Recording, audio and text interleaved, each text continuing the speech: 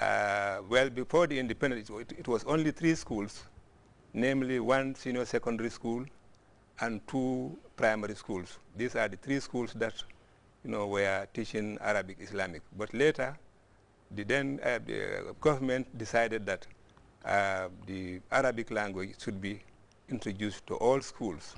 And with that regard, a committee was set up headed by the late Imam Job,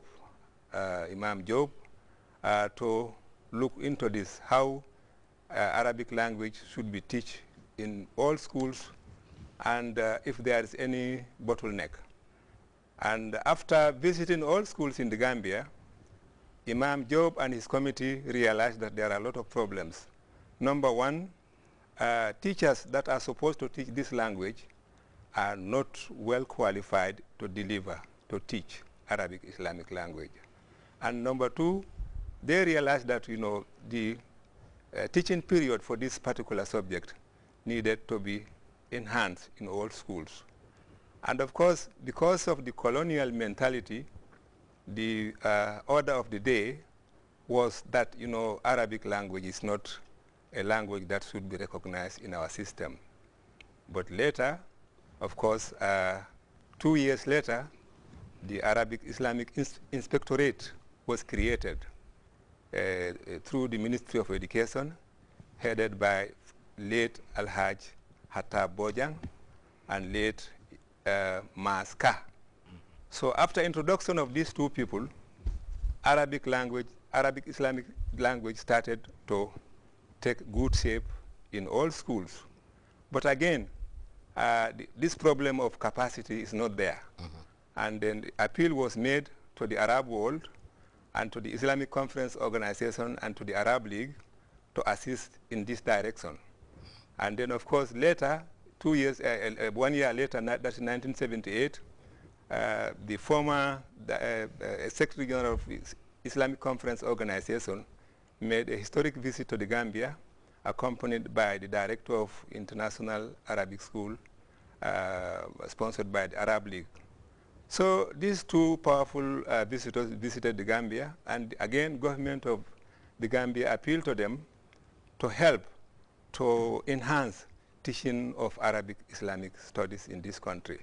And then immediately, a series of in-service and pre-service training courses were conducted in this country, headed by Islamic Conference Organization and the Arab League.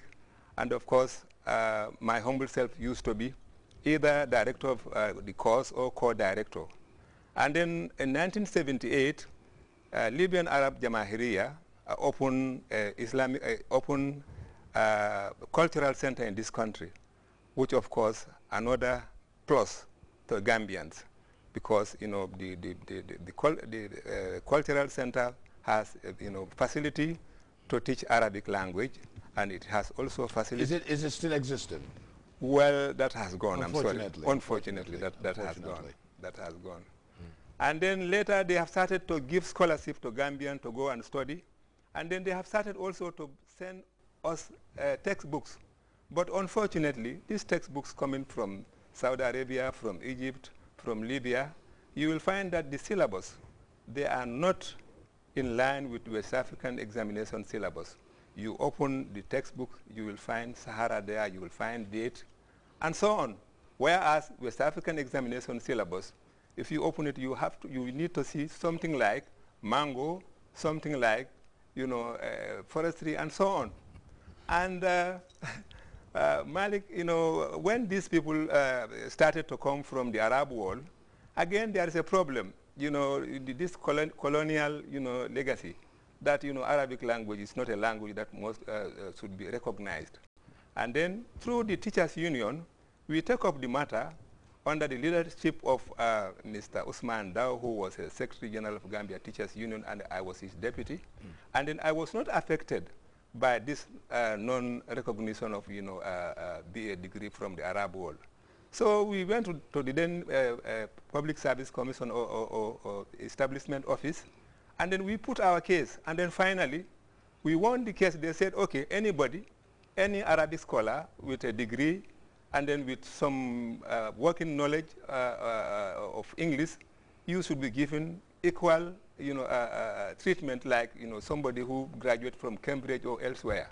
And those who cannot, speak English, maybe HTC holder. So that's the situation. And then we are still struggling because now the Amana, government of the day now, they have created the Amana and then they have empowered them. That is to coordinate all Arabic Islamic education in this country. And then the Amana, again, is trying now to enhance the syllabus of the Amana with that of West African Examinations Council. In fact, Alhaji Kebajan, you've just touched a point which I also raised during my stay in Mecca during the pilgrimage. I met some students who were studying in Saudi Arabia, and I asked them whether they are doing both English and Arabic jurisprudence. And unfortunately, they told me they're not doing English. I told them, look, you would gain more prominence in life. I mean, because if you come back to Gambia, I mean, you will just be assigned the work of an Islamic teacher and stuff like that. But you have more opportunity, just like some of you do have here. You're versed in English and Arabic. He's also versed in English and Arabic. Likewise, you can have international jobs. You can work in the foreign service here in the Gambia. I mean, these are the opportunities. Why are some of these students not doing both languages at the same time in their studies in the North African countries? Well, it all depends on the school or the university or educational institutions that has sponsored you. But for example, in Egypt, where some of us have been educated, did you go to the all of us, Al-Azhar, that's right. Mr. Jan, Mr. Gassama did Sudan, and he was also in Cairo. You know, I did Al-Azhar. So in Al-Azhar, it all is left to you as a student in the past. English is not a compulsory subject, but it is offered at all levels, from the secondary to the university. And then you can study any subject without exception, including medicine in English, agriculture.